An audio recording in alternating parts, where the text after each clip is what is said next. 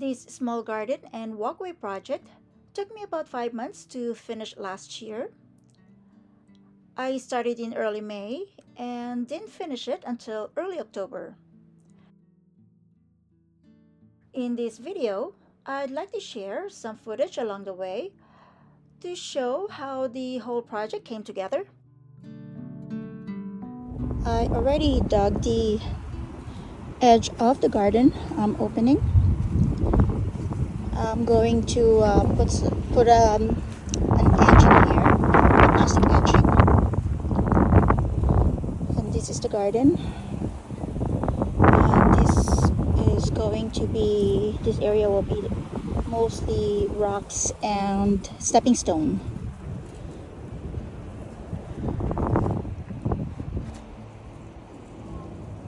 Those are the stepping stone that I'm going to use later on.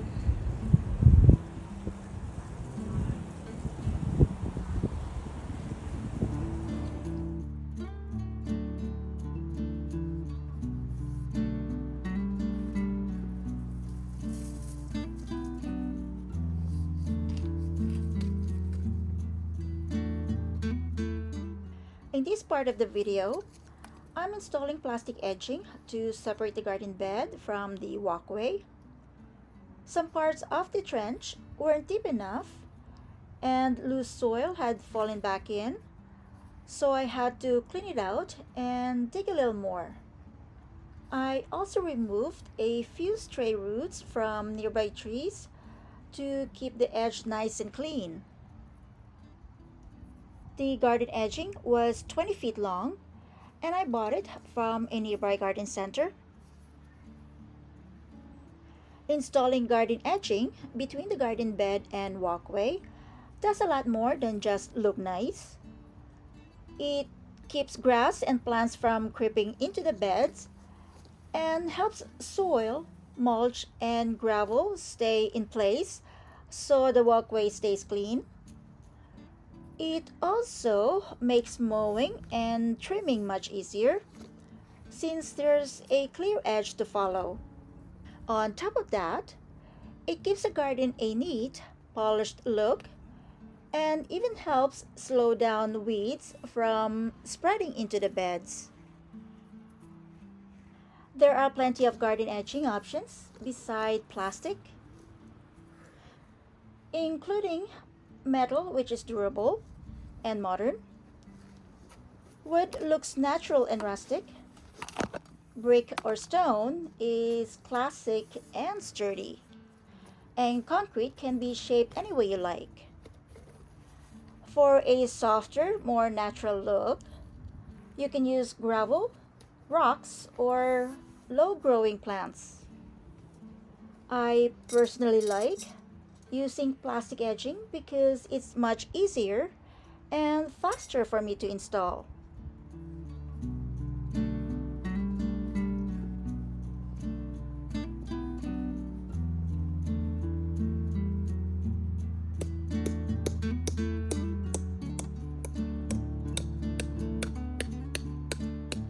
If you're wondering what I'm hammering here, I'm hammering metal stakes into the ground to hold the edging in place and keep it stable. They prevent it from shifting, popping out, or leaning over time. And they help curved edges stay in exact shape. These stakes also keep the edging tight to the soil, preventing gaps and keeping everything looking neat and clean.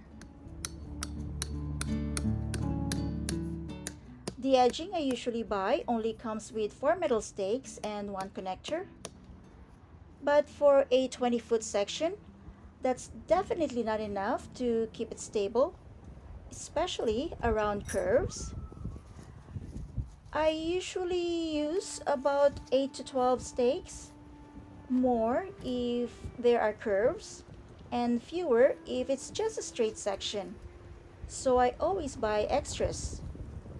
The ideal spacing for the stakes is usually around 12 to 18 inches apart to keep the edging secure.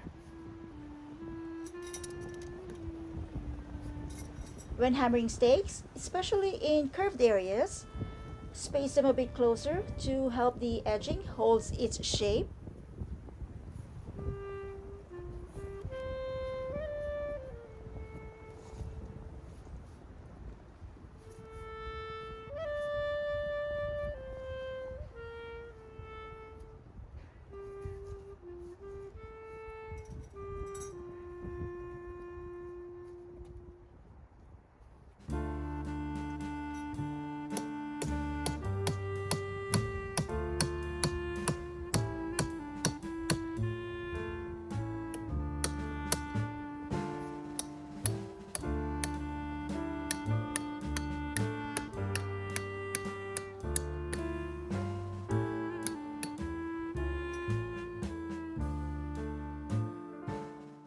It is now early July, and so far I've already added some trees like cherry, apple, and mulberry, along with pink bee balm along the edge of the garden bed. But before I started planting, I added some peat moss to the soil to improve its texture and moisture. I also got started on the walkway. The landscaping fabric was already laid along with most of the stepping stones and some of the pink granite rocks. The rocks I used for the walkway are 3/4 inch pink granite. Before placing them on top of the landscaping fabric, I wash them first because they're usually pretty muddy. If I don't wash them, the dirt can build up on the fabric over time and create a thin layer where weeds can start to grow. Rain can rinse the mud off the rocks, but it doesn't really wash it away from the fabric, so it just ends up sitting on top.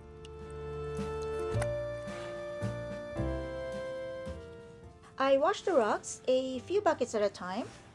The dirt you see here is a mix of sand and mud, and this is how much comes off after a few buckets. It's actually even more than this because I change the water 2 or 3 times during each wash.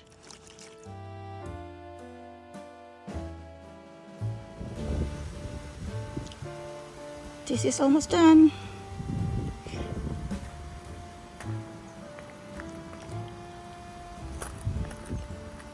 All I have to do is finish this area and then I'll work on this area. I'm going to put some oops, ants. I'm going to put some slabs here and square slabs, actually 16 by 16, and then some stepping stones here that will continue over here.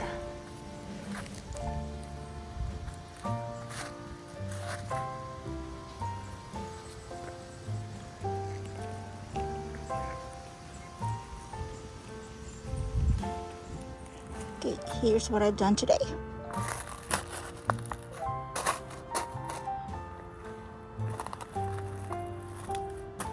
This one I'm gonna have to work on this one to level it up, so it would be easy for me to put the slabs for this one here. And I have to put some more landscaping fabric here. It's almost done. Okay, how many months of work? I started, when did I start? I started in May, actually. Yeah, I started in May and it's now, July, almost August.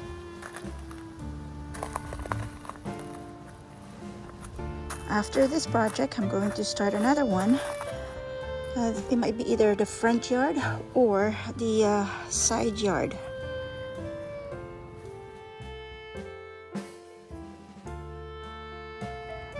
Okay, my walkway is almost done. Here's the part that's finished, and I'm finishing this one. These slabs, I'm gonna have to stain this one to a reddish color, And then after I stain them, I'll fill it up with rocks like this. So I have to buy the stain first this week. Hopefully this week we're going to have some more warm weather until I think the 27th of this month, and then we'll go down from there. So I wanted to finish this project before that. Tomorrow I might go to the hardware store and look for the right stain.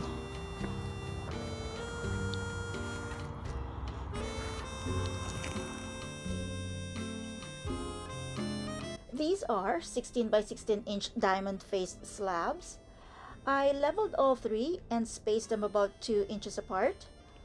Under the landscaping fabric, I added a few inches of sand to help keep the slabs level and stable.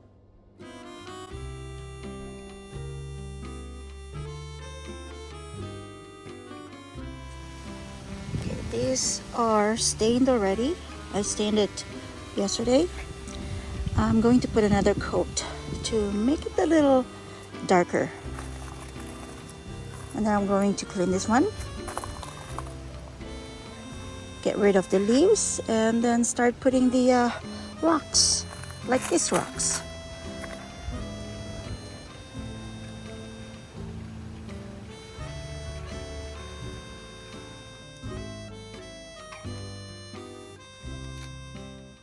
The hardware store didn't have concrete stain in smaller sizes, so for just 3 16 by 16 inch slabs, I had to buy a full gallon.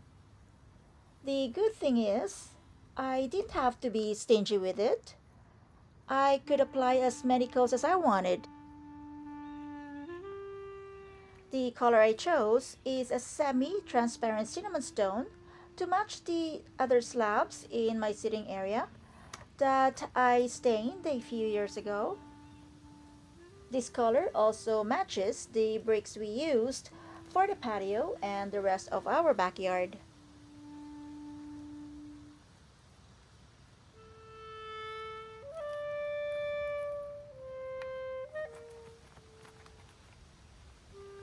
The foam on the paint roller kept on coming off. I bought the roller and paint tray as a set from the dollar store, so that's probably why. For a small project like this, I didn't feel the need to buy expensive tools I'd only use once. As long as it gets the job done, I'm okay with it.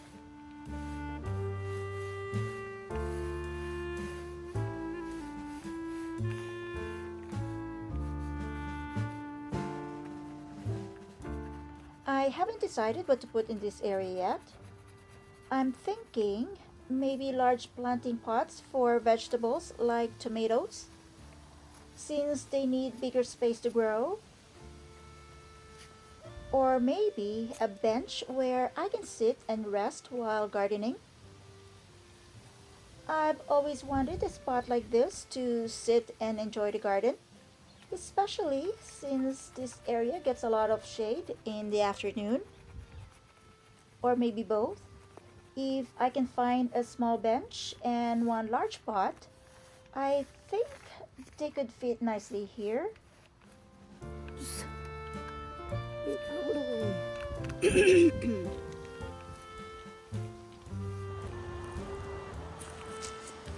Okay, I put some rocks over here. I still need to put some more over here.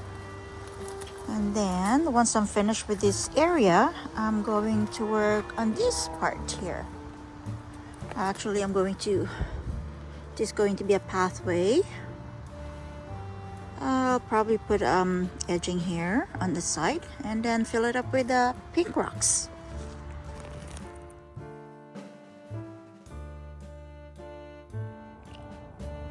It's almost done. I'm just leveling this one. Oops. Where's an ant? I'm leveling this one because that side over there is higher than this side here. So I'm going to pound it with a tamper. I put some sand here because it's a lot higher. So there's about ½ inch of sand here. And I'm going to tamp that one a little lower. I'm going to put some water to dampen the soil, so it'll be a little softer when I start pounding it. So after I lay the landscaping fabric, I'm going to lay the stepping stone and then the pink rocks. And after that, I'm done, at least with this project. Okay, I finished this yesterday. It continues another pathway to my vegetable garden. All I have to do now is fill this with mud. This one here and this one. And everything's finished for this part anyways, for this project. So here we go.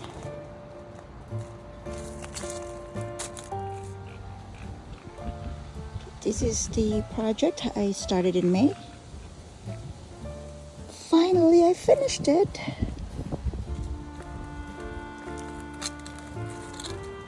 Here's a mulberry tree. And here's an apple, columnar apple. And this is crimson passion cherry. These ones are pink bee balm. Oops, I just kicked something.